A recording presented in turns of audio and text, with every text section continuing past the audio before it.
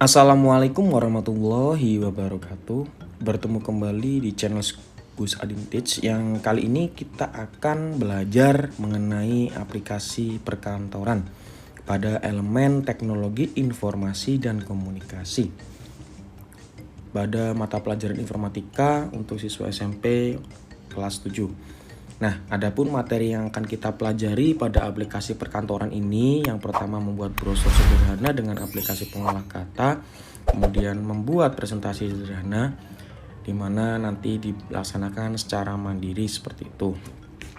Nah, adapun tujuan pembelajarannya pada pertemuan kali ini, siswa mampu membuat brosur sederhana dengan aplikasi pengolah kata. Yang kedua, siswa mampu menyimpan dan membuka kembali file pengolah kata.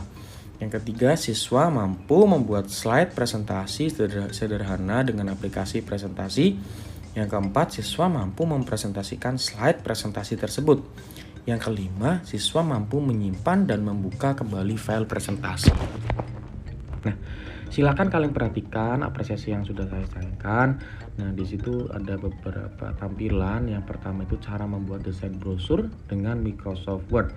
Ya, tentunya kalian tahu beberapa jenis brosur yang ada di masyarakat.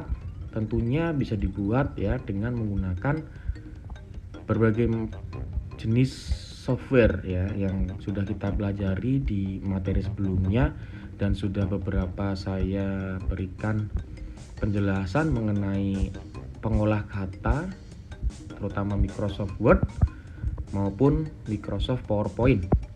Nah, jadi kita bisa membuat desain brosur dengan Microsoft Word dengan sesuai dengan kehendak kita. Kemudian kita juga bisa membuat sajian presentasi dengan Microsoft PowerPoint. Apa yang ingin kita presentasikan, kita buat semenarik mungkin, yang tentunya akan lebih menarik perhatian dan konsentrasi dari audiens yang sedang kita presentasikan data tersebut. Nah, sebelum kita melanjut ke aktivitas yang akan kita laksanakan, ada beberapa hal yang ingin saya sampaikan tentunya dengan aplikasi perkantoran. Ya, aplikasi perkantoran adalah kumpulan aplikasi atau perangkat lunak yang digunakan untuk meningkatkan produktivitas. Nah, tentunya dari produktivitas yang kita buat itu membutuhkan perangkat lunak atau aplikasi yang nantinya menjadi output yang sesuatu yang ingin kita sampaikan. Ya, aplikasi perkantoran paling awal dikembangkan oleh Micropo Internasional di awal 1980-an yang dinamakan Starburst ya. Starburst ini terdiri atas pengolah kata yakni WordStar, CountStar ya, spreadsheet dan DataStar atau database. Nah, beberapa paket aplikasi lain muncul pada tahun 1980-an seperti WordPerfect, GWriter, dan lainnya. Namun, selang 10 tahun pada 1990-an muncul perangkat lunak Microsoft Office yang kita kenal sampai saat ini dan mendominasi pada pasar yang ada dengan Microsoft Word, Microsoft Excel, Microsoft PowerPoint, Microsoft Publisher, Microsoft Access, dan lainnya. Kemudian paket aplikasi perkantoran. Nah, jadi ada 3 paket aplikasi perkantoran. Yang pertama pengolah kata, yang kedua pengolah lembar kerja, yang ketiga program presentasi, yang tentunya masing-masing dari paket aplikasi ini mempunyai tujuan dan fungsi yang berbeda. Nah, kemudian ada beberapa komponen lain dari aplikasi perkantoran meliputi perangkat lunak database, paket grafik, penerbitan atau publisher, pembuatan diagram, surel untuk klien, perangkat lunak komunikasi, dan perangkat lunak manajemen proyek. Nah, jadi paket perkantoran itu yang digunakan tentunya ada 3 paket ini dan paket penunjang lainnya.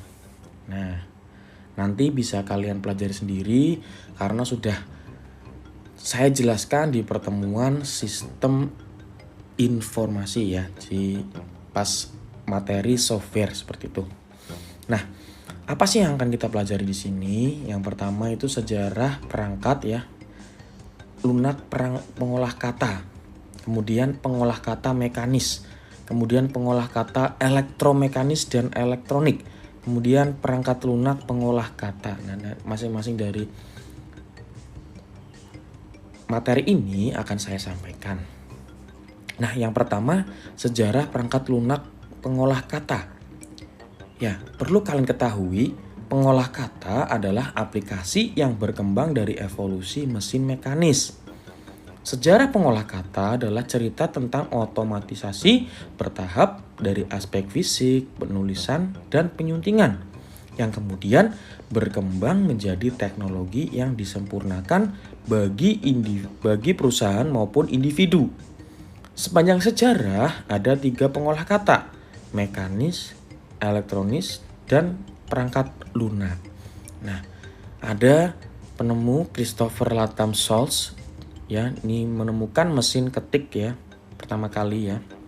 Ini mesin tik mekanik seperti itu. Nah, kemudian yang kedua pengolah kata mekanis. Perangkat pengolah kata pertama yang serupa dengan mesin tik dipatenkan oleh Henry Mill untuk mesin yang mampu menulis dengan sangat jelas dan akurat sehingga kita tidak dapat membedakan dari mesin cetak. Pada akhir abad ke-19, Christopher Latham Scholes menciptakan mesin tik pertama dengan ukuran besar yang digambarkan sebagai piano sastra. Yang ketiga, pengolah kata elektromekanis dan elektronik. Nah, pada akhir 1960-an IBM ya. IBM mengembangkan mesin tik elektromekanis atau elektrik yang disebut IBM MTST, Magnetic Tape Selectric Typewriter. Model mesin ini dikembangkan dengan fasilitas perekaman dan pemutaran pita kaset magnetik, pengendalian dan kumpulan relay listrik. Mesin ini memiliki pembungkus kata otomatis walaupun tidak memiliki layar. Nah, mesin IBM Selectric Typewriter dan kasetnya bisa kalian lihat di situ, masih sederhana. Selanjutnya yang ketiga untuk lanjutan dari pengolah kata elektromekanis dan elektronik, pada tahun 1969 kaset itu diganti dengan kartu magnetik. Kartu magnetik ini mampu digunakan untuk merekam pekerjaan penyuntingan yang selanjutnya dapat dibaca dan disunting. Nah, pada awal 1970-an, pengolah kata kemudian berkembang menjadi berbasis komputer dengan beberapa inovasi, meski hanya dengan perangkat keras khusus. Pada tahun 1978, Lexitron Corporation menjadi perusahaan pertama yang menciptakan komputer dengan pengolah kata dengan layar tampilan video berukuran penuh atau CRT. Floppy disk berukuran 5/4 inci yang menjadi standar di bidang komputer pribadi. Nah, jadi penyimpanan dulu ya menggunakan floppy disk atau disket ya, yang sekarang sudah jarang sekali ditemukan karena yang ukuran dan sangat rendah seperti itu. Nah, itu digunakan pada mikrokomputer VT202 ya, word processor. Yang keempat, perangkat lunak pengolah kata. Perkembangan terakhir pengolah kata lahir dengan munculnya komputer pribadi atau PC pada akhir 1970-an dan dengan pencipta perangkat lunak pengolah kata pada tahun 1980-an. Perangkat lunak pengolah kata tersebut memiliki fitur yang kompleks dan dikembangkan dengan harga yang murah. Hal tersebut membuatnya lebih dapat diakses oleh publik.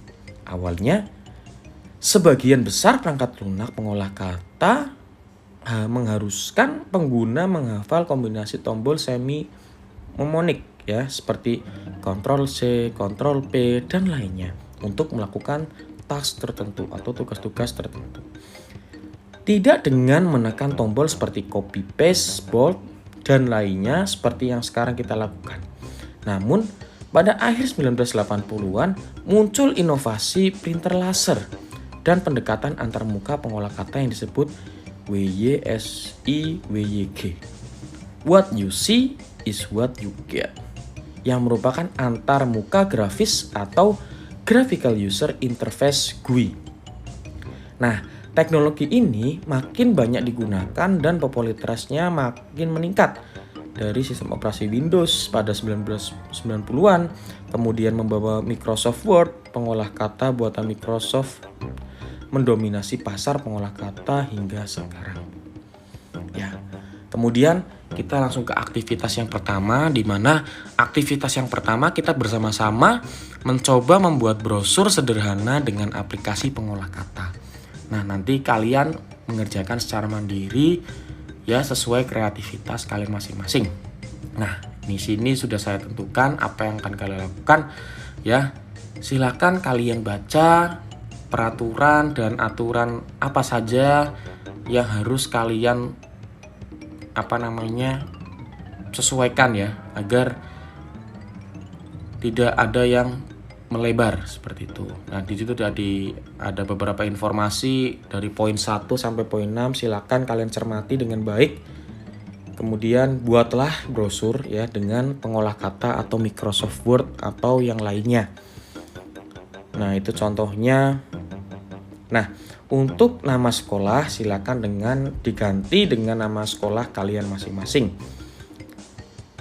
Untuk alamat sesuai dengan alamat sekolah, untuk waktu dan tempat disesuaikan saja, terserah kalian. Itu ya untuk aktivitas pertama. Kemudian untuk aktivitas yang kedua, nanti kalian membuat presentasi sederhana ya, presentasi entah tentang ini ya, materi dari kemajuan informasi ya, yang sekarang melawan dari pentingnya untuk tidak mempercayai informasi yang belum tentu benar adanya atau tidak percaya dengan hoax ya. Jadi kita jangan langsung percaya, sebab tidak semua informasi itu benar. Silakan kalian buat presentasi pada Microsoft PowerPoint, tentukan kreativitas kalian di situ ya. Nanti kita bareng-bareng membuat, nanti kita bahas bersama. Oke, itu yang bisa saya sampaikan. Kurang lebihnya mohon maaf. Terima kasih. Assalamualaikum warahmatullahi wabarakatuh.